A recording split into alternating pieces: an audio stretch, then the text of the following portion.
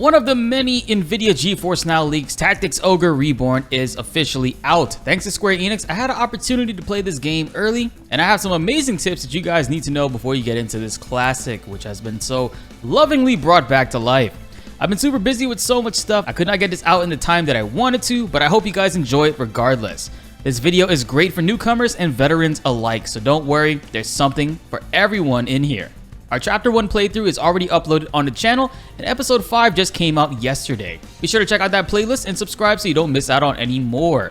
Now with that being said, let's get into the video. Making a return from the PSP remake, Let Us Cling Together, the Chariot Tarot remains a valuable asset for any Tactics Ogre player. Pressing L2 or the start button while in battle brings it up, and it allows you to rewind the battle without penalties. At first, it starts off allowing you to rewind 10 turns back. But over time, throughout the story, it continues to expand further and allows you to increase the amount of logs you can roll back to.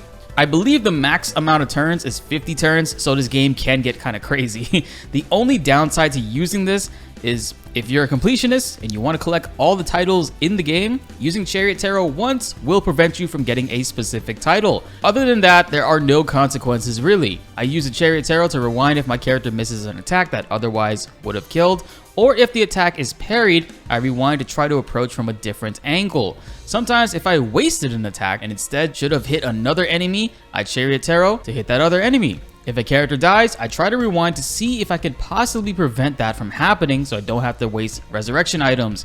It's super versatile and I highly recommend you go for it. Veterans might not use it, but if you are learning, it's a valuable tool for these kinds of games. Now this next tip is great for Final Fantasy Tactics fans and even longtime RPG fans because it revolves around the grinding for this game.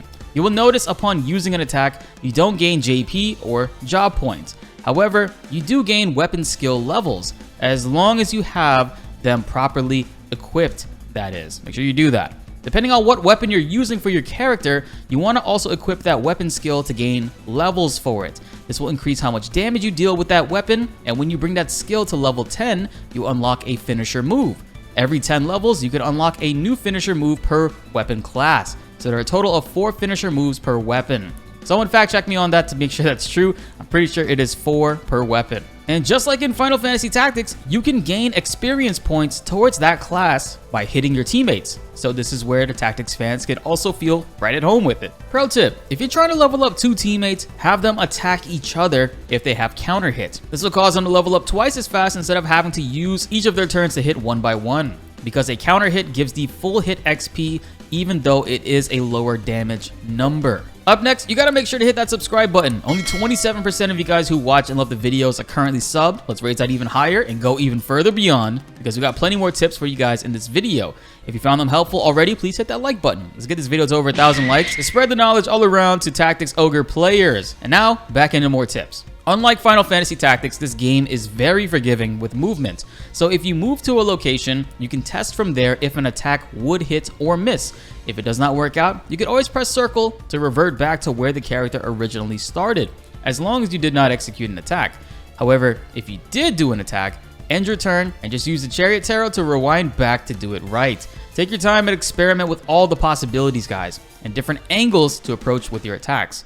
Speaking of targeting, sometimes you might be too close for an attack to properly hit the enemy, but you can also target behind that enemy even if it is your teammate. And as long as the trajectory line shows that it's hitting the enemy, you can still cast that spell or attack. This has come in super clutch for me over the years of playing tactics games, and of course works just as well in Tactics Ogre Reborn. Vanquishing the main enemy in the objectives always ends the battle faster, but you get less XP than if you were to just kill off everyone.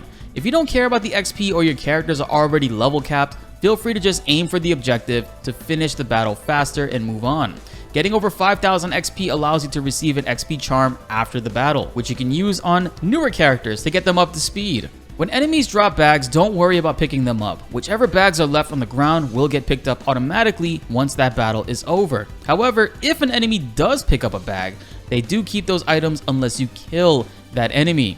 Then they'll drop it, and when the battle is over, you collect it. I'm sure you guys have probably heard this by now, but archers in this game are severely OP. They're still very, very good. There is one important thing that I'm seeing a lot of Tactics Ogre players not utilizing enough, and it's the fact that archers can actually hit outside of the target area. Believe it or not, you can go further than the yellow squares and hit enemies, especially if you have a longbow or a great bow. It can go up to almost 7 spaces even. And if you have the high ground, forget it. Archer supremacy all day. Personally, I like to keep 2 archers in the party and have Canopus use a bow also, so you can get that high ground and tack on some extra early damage. Trust me, I was talking with a lot of my friends that are streaming this game. They had no idea that was the case. Abuse this now. Up next is a pretty funny one. I like to steal the gear off of the guest characters to save money.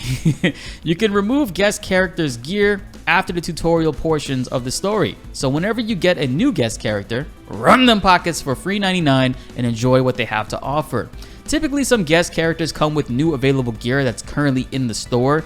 Money is not really an issue in this game, but like, why should they wear all the dope shit and run away from fights while you're out here struggling, man? I mean, come on, run the pockets. And finally, read the Warren reports constantly. Doing this unlocks new areas, quests, and various things. After every story event or even side events, run through the Warren reports to see what's new and read through it so you don't miss out on anything. You can even stumble across a new character that you would have otherwise missed out on. And so far, those are all the tips I have for Tactics Ogre Reborn. Very early game stuff, no worries. Once we beat it, we'll have plenty more goodies coming you guys' way. I'm having a blast playing this for the very first time on stream, and if you guys would love to see my reactions to all of that from a fresh perspective, please be sure to subscribe and hit that notification bell while leaving a like if you enjoyed it. More RPG goodies are on the way, and you won't want to miss them. My name is BltzZ, and thanks for watching.